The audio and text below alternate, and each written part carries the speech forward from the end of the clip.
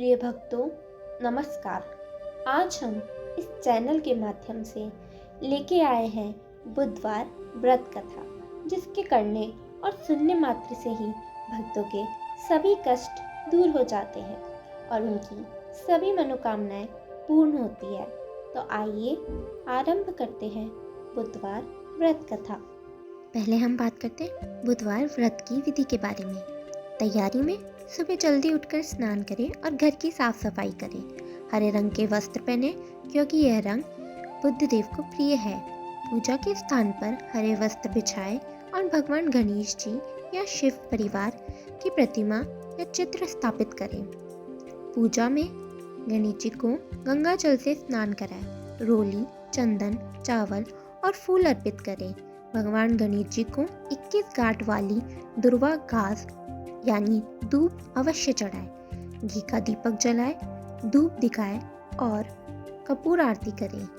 भोग के रूप में बेसन के लड्डू, मोदक या हरे मूंग का हलवा चढ़ाएं। व्रत कथा और मंत्र में धूप दीप जलाने के बाद बुधवार व्रत की कथा पढ़ें या सुने। गणेश जी के मंत्रों का जाप करें। भोजन और नियम में दिन में एक समय ही भोजन करें, फलाहार या नमक रहित। इस दिन तेल का सेवन ना करें और हरी सब्जियों का प्रयोग करें। प्रसाद परिवार में बांटने के बाद स्वयं ग्रहण करें। अब बात करते कथा की।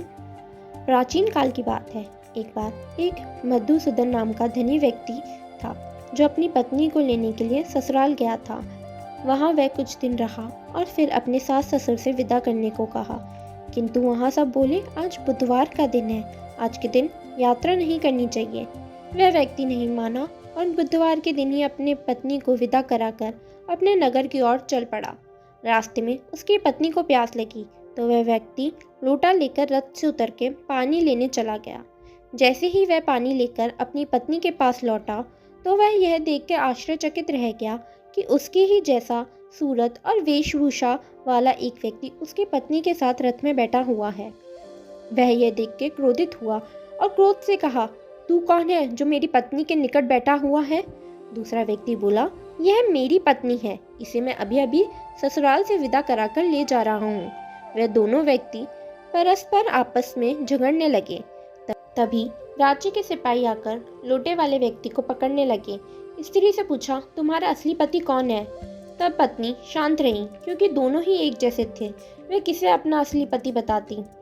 वह व्यक्ति ईश्वर से प्रार्थना करता हुआ बोला, हे परमेश्वर, ये क्या लीला है कि सच्चा झूठा बन रहा है? तभी आकाशवाणी हुई कि मूर्ख, आज बुधवार का दिन है, तुझे यात्रा नहीं करनी चाहिए थी, पर तूने किसी की बात नहीं मानी और चल पड़ा। यह सब लीला बुद्धदेव भगवान की है। तब उस व्यक्ति ने बुद्धदेव से प्रार्थना की। उसने अपनी गलती के लिए क्षमा मांगी और बुद्धदेव जी अंतर ध्यान हो गए। इसके बाद वह व्यक्ति अपनी स्त्री को लेकर घर आया। इसके बाद से ही वह दोनों पति पत्नी बुधवार का व्रत हर सप्ताह नियम पूर्वक करने लगे। मान्यताओं के अनुसार बुधवार के दिन किसी भी स्त्री को अपने मायके से ससुराल के लिए यात्रा नहीं करनी चाहिए। इस कथा में आपने देखा कि बुद्धि का सही उपयोग ना करना मधुसूदन को कैसे भारी पड़ा।